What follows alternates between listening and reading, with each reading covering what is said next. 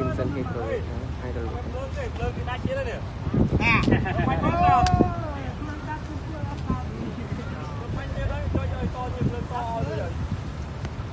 ធ្វើការទៅសន្និចបន្តទៅសន្និចទៅលើក្បាលគ្រឹះហ្នឹងដើម្បីមើលទម្រង់រូបរាងនៅខាងក្នុងដែលយើងបានចាក់ទៅក្នុងចូលហ្នឹងតើវាមានខូចខាតឬមួយក៏ប្រេះស្រាំអីអត់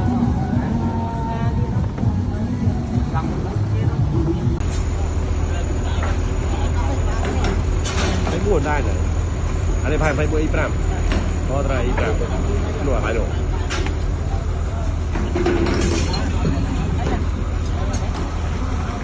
thấyបន្ទាប់ពីពេលកន្លែងលូគឺមានការកាយដីតិចតួចហើយកាត់បានក្បាលសសរបានមួយប៉ុណ្ណឹងខាង F6 ធ្វើការក្រងដៃក្រងសសរខាង F6 จะទៅចែកក្រងរបស់ជើងតាងនេះតែទៅបាន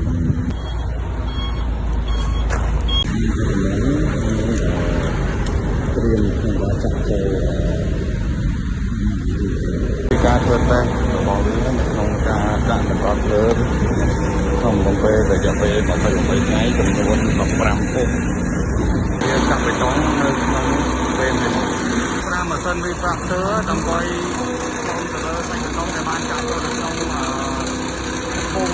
នៃជើងខាងហ្នឹងដើម្បីឲ្យបេតុងរបស់យើងស្មើសាច់ល្អតែបេតុងមានទាំងអស់5ដំណាក់កាលនៅក្នុងជើងតានេះត្រូវការបេតុងចំនួន28គីបអញ្ចឹងនៅក្នុងឡានមួយគីបគឺមាន8នៅក្នុងឡានគឺមាន8គីបអញ្ចឹងយើងត្រូវការទាំងអស់3ឡានប៉ុន្តែយើងយកទៅគោមួយឡានទៀតគឺ4ឡានអញ្ចឹងនៅក្នុងការតែបេតុងគឺត្រូវយក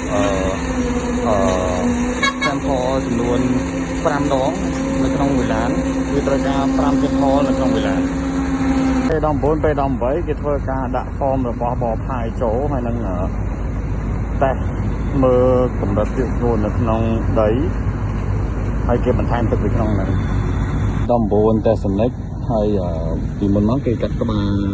ខុតហុក level ហើយគឺគេតេស្តសនិចទៅលើក្បាលគ្រឹះ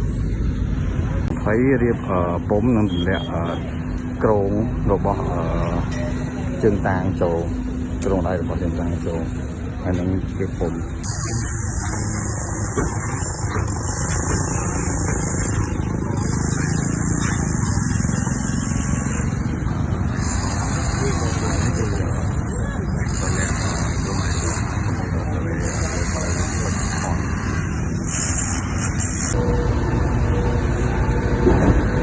សម្រាប់ពេល20នៅតែបន្តcut off level ដែរទៅលើក្បាលគ្រឹះហើយគេកំពុងធ្វើបន្ថែមទៀតហើយគេកំពុងត្រៀមជុំវិញដើម្បីរកល្បែងខាងក្នុងដែលគេបានកំណត់21ប្រើក្រែនស្ទូចក្រងដែករបស់សសររបស់កលំផាយដាក់ចូលសសរគ្រឹះទី3យើងដាក់ចូលបាន2ហើយដាក់ចូលមួយទៀតហើយជីកំពុងតែដំណើរ support ទៅឲ្យបានទាំងដើម្បីទប់ប្រេងវាកុំឲ្យរលំ22ដកពុំទៅកដាចេញហើយគឺយើងតម្លាក់ form របស់សសរគ្រឹះដើម្បីចាក់បេតុងពីខាងក្នុងដើម្បី fill បេតុង concrete ខាងក្នុងចូល attachment សម្រាប់ការដំឡើងក្រងដែកជំហានទី1បានរួចរាល់បានប្រហែល 80% ហើយធ្វើការដំឡើងដែកទៅខាងលើទៀតសម្រាប់ដំណាក់កាលទី2 QC ហើយនឹងinspector ចូលត្រួតពិនិត្យការចងដែករបស់attachment 9ធ្វើដែកដាក់លីងដាក់ពីលើលីងដែកកញ្ច្រែងឬមួយក៏ដែកក្រងរបស់ជើងខាងពេល20នៅតែបន្តធ្វើការខាត់អស់បន្ថែមទៅគ្រប់សសរទាំងអស់ដើម្បីដល់ចំណុច level ដែលបានកំណត់សម្រាប់ពេល21គឺយើងបានចាក់បេតុងសម្រាប់ជើងតាងទី1នេះហើយក៏យើងកំពុងតែត្រៀមបន្តចាក់ជើងតាងទី3ដែលយើងកំពុងតែធ្វើការរៀបពុំនិងសរេទីតាំងរបស់សសរ ក្រងដៃក្រដើម្បីយើងធ្វើការចាក់សម្រាប់បងនេះគឺយើងការលាងសម្អាតទៅលើក្បាលកន្លែងក្បាលគ្រឹះរបស់ជើងសហើយទៅវិញជើងសហើយនឹងជើងខាងដែលយើងបានចាក់ហើយនេះគឺយើងរៀបហ្វមបញ្ចូលនៅក្នុងក្រងដៃរបស់កដើម្បីធ្វើការចាក់បេតុងចូលតែយើងត្រូវទៅពិនិត្យបន្ថែមទៅលើការចំពុំថាត្រូវតាមຂະຫນាតបច្ចេកទេសហើយងារក្រងដៃទៅលើក្រងដៃរបស់ជើងតាងរបស់អាបាត់មិនហ្នឹងគឺរួចរាល់ហើយនឹងការតម្លើងដៃទប់ដីខាងលើហើយនេះគឺបន្តរៀបចំ support ហើយនឹងដាក់ក្តារពុំចូលដើម្បីត្រៀមក្នុងការចាក់បេតុងទៅក្នុងដៃរបស់ជើងតាងនៅអាបាត់មិនហ្នឹង22 QC នៅ Inspector ទៅឆៃពុំស្គរដើម្បីចាក់បេតុងចូល RAM A RAM E អាហ្នឹងអត់មានមួយខ្ញុំចាក់តាម22ហើយគឺទៅហ្មងអើពួកស្រីចូលមកបាញ់ទីតាំងសបញ្ជាក់បន្ថែមទៀតយក perspective យូរទីត្រួតពិនិត្យបន្ថែមទៅលើការចាប់ពុំជុំវិញ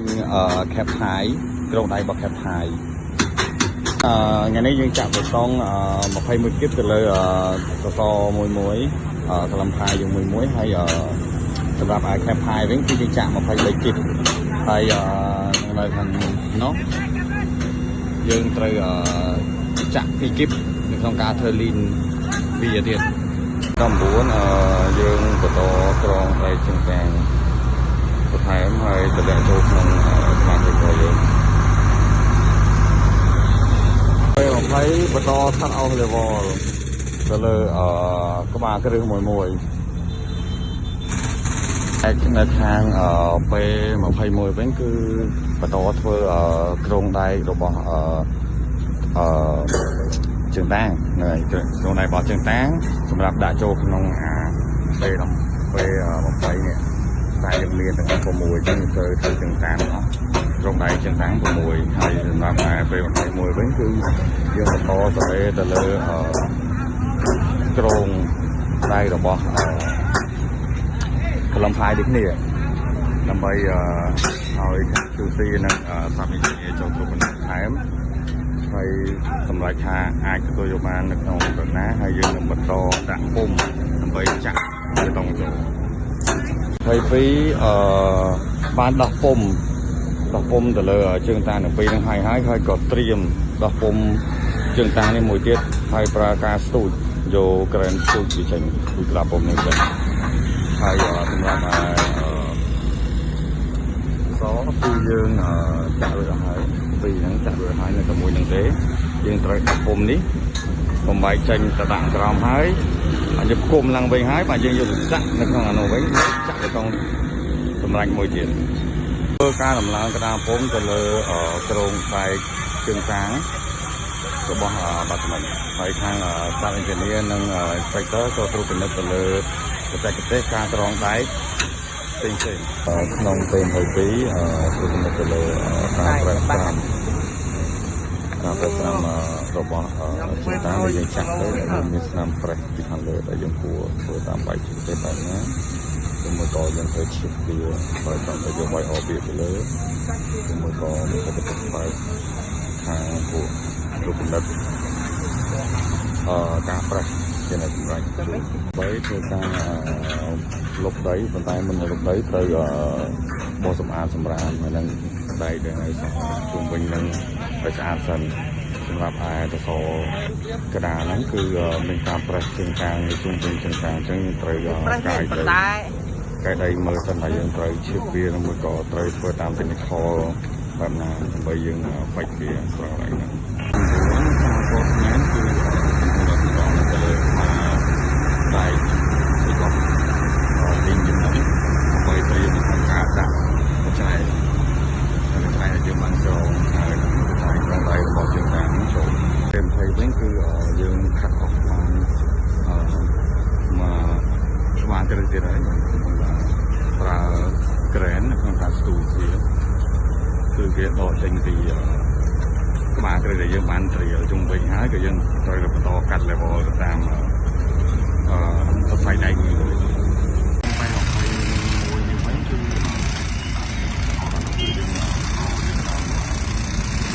phải đầy bọn đồ bọn to lắm chúng ta mà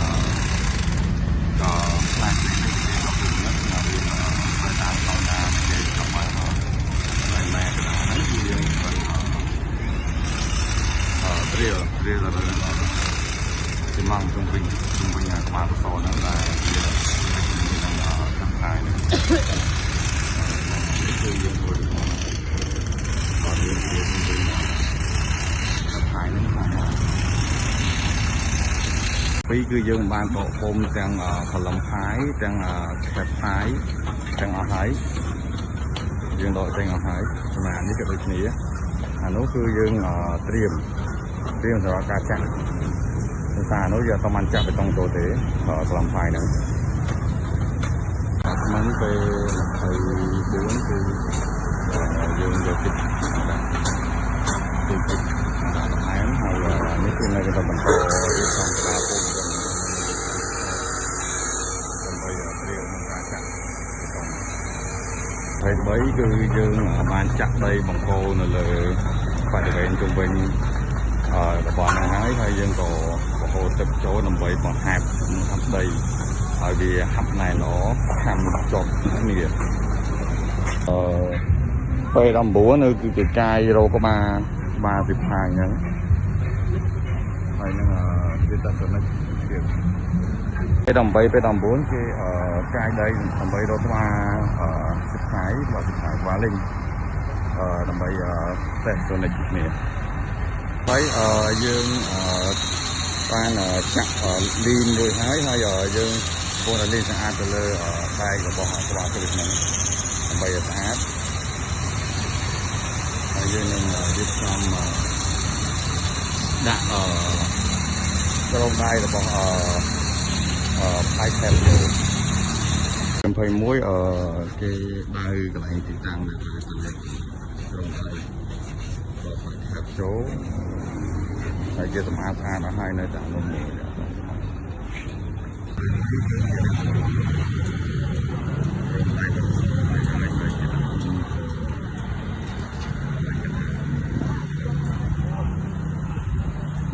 phí càng nghe rồi còn sống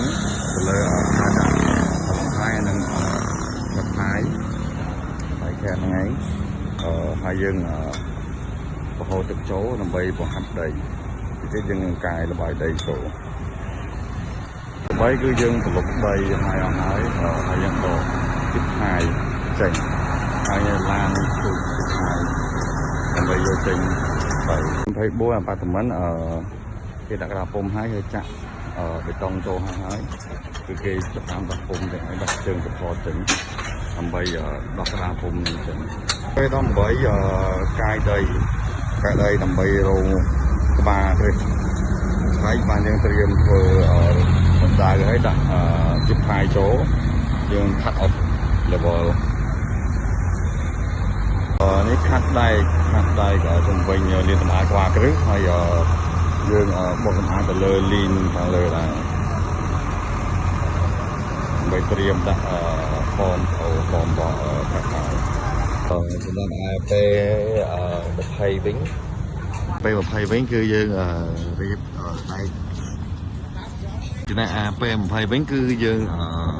cắt ô hơi dương liên smart ba cư hay riêng smart liên hai hay này hàng ít cư kia riệp đại ba đừng mà đại tục đại cái này nữa là bây giờ stream nó không ca bây giờ mình còn viên nó không năng làm em mới cứ cái chập đam điệp phỏm mà từ sò dừng nứng bây giờ dừng điệp support trung bình năm bây giờ ai khang QC năng inspector cho tôi bình định từ lớp pom nứng hay cả nan dừng chạ bê tông chói cái dân từ dùng nó từ lơ xây bê tông hàng người đó cứ cái tiền ថតហើយអស់ហើយចាំតែលើកហ្វមនឹងពីមួយទៅមួយដើម្បីចាក់បេតុងហើយពីការងាររួចរាល់នៅក្នុងការចាក់ខែផាយនិងកលំផាយរួចរាល់អស់ហើយគឺនៅតែប្រឡប់ដីទេចឹងប្រហូរទៅចូលនឹងដាក់ដីដើម្បីបង្ហាប់វានេះតែគេបានយើងតាក់វេនហើយប្រឡប់ដីហើយយើងដកស៊ីផាយជិះវិញក៏អស់ហើយអាមេពេល24អាបាត់ហ្នឹងគឺគេដោះពុំពេលដោះពុំឲ្យគេរៀបទៅលើsecond stage first stage គេរៀបហើយ second stage គេរៀបចាប់ផ្ដើមក្រងដែកដើម្បីធ្វើ retaining wall ដើម្បីទប់ដីអញ្ចឹងទប់ដីហ្នឹងហើយខាងទៅវិញគឺចុះទុកនៅបាញ់ទីតាំងទៅលើsecond stage ហ្នឹងម្ដងទៀតដើម្បីបញ្ជាក់បន្ថែមហើយយើងត្រូវលេងទៅលើ second stage ដើម្បីត្រៀមចាប់បេតុងទៅលើនោះទៀតដើម្បីឲ្យវាមកស៊ីជាមួយនឹងស៊ីម៉ងចាស់ថ្មីគឺយើងត្រូវត្រៀមឲ្យវាចេញក្បាលថ្មនៅខាងគ្នា